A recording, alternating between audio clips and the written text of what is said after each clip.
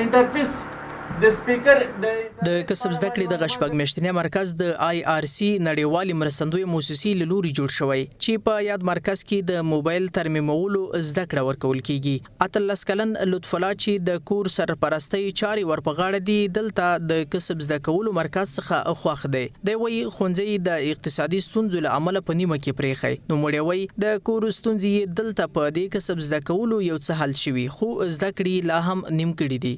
موږ ته په دې کلي کې چې کوم موبایل د چا خراب شي خپل یا د پردو یا د ملګرو نو هغه موږ ته راکړي د هغې څخه موږ ته لږ څه پیسې لاسته راځي او د هغې سره زموږ د کورنۍ اقتصادي مشکلات هم لږ څه رفع کېږي.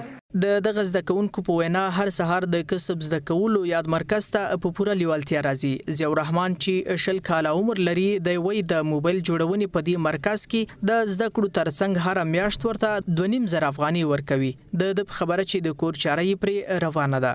هیڅ کارم نو بس د 2014 پورې مې راوړل هغې باندې موږ دلته ولیکل شو نو موږ دلته په خپل کار باندې مده شو خپل کارم دلته پیل کړنو. د موبایل جوړونې د دې مرکز ښوونکی احمد ظاهر وایي له د سره هغه ځوانان د کسب یادولو زده کړه کوي چې د اقتصادي ستونزو له امله یې ښوونځی نه دی لوستی. دوی تعلیم هم نه و کړی کسب هم نه و یاد واقعیت دوی خپل خاطرې بعضې وخت کې بیانوي چې که دا کار نه وی نو موږ به څه کول.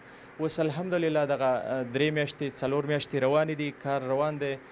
دوی دومره کړي دي چې د خپل سیمه کې کور گاوند کې بعضی ټلیفونونه راوړي هم دلته خپل جوړي پیسې اخلي. په ورته مهال د کار او ټولنیزو چارو رئیس عبدالحکیم شیرزاد وایي په تیرو شپږو میاشتو کې په مختلفو کسبونو کې 2000 بیکاره ځوانان روزلي او بازار ته د خدمت په موخه وړاندې کړي دي او هیله یې څرګنده کړه چې له دې سره به د دوی کورنۍ اقتصاد په پښو ودرول شي. په همدې کال کې تر 1400 کسانو پورې نور موږ داسې امکانات پیدا کړي دي چې په هغې کې موږ خویندې ورونه د ننګرهار ولایت په مختلفو ساحو کې په مختلفو کسبونو کې دوی ته دا فرصت وړاندې کړو او دوی په مختلفو مسلکونو کې ټریننګ لاندې ونیسو او کار مارکیټ ته د وسایلو سره یو ځای وړاندې کړو. د یادونې وړ ده چې د دې سربیره په دغه مرکز کې 10 شاوخوا ښځینهو ته هم د خمکدوزۍ مرکز جوړ شوی چې دوی هم د کسب یادولو مرکز جوړونې خواښ دي او په دې برخه کې له اړوندو چارواکو د لا همکارۍ غوښتنه کوي.